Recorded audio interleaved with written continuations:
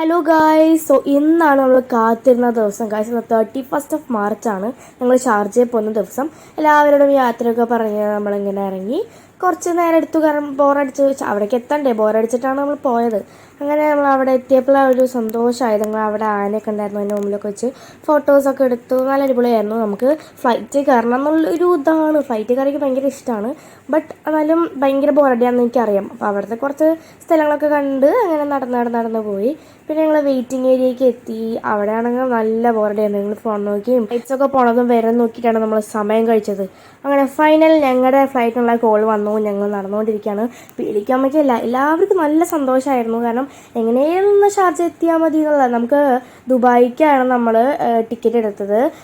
ഇൻഡിഗോയിലാണ് നമ്മൾ പോയത്. അവിടെ കുഴപ്പമില്ല, നല്ല സർവീസ് തന്നെയായിരുന്നു. പക്ഷെ നമ്മുടെ ഫ്ലൈറ്റ് എടുത്തത് കുറച്ച് ലേറ്റ് ആയിട്ടായിരുന്നു. ബിക്കോസ് കുറച്ച് ചേട്ടന്മാർ വന്നിട്ടുണ്ടായിരുന്നില്ല.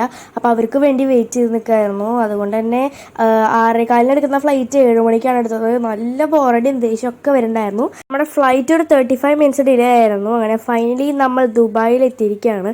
അവിടെ എല്ലാവരും ഉണ്ടായിരുന്നു. അപ്പോൾ ഇന്ന് ഇത്രയേ ഉള്ളൂ. ബാക്കി വീഡിയോസായിട്ട് വീണ്ടും കാണുന്നതായിരിക്കും. അപ്പോൾ ബൈ.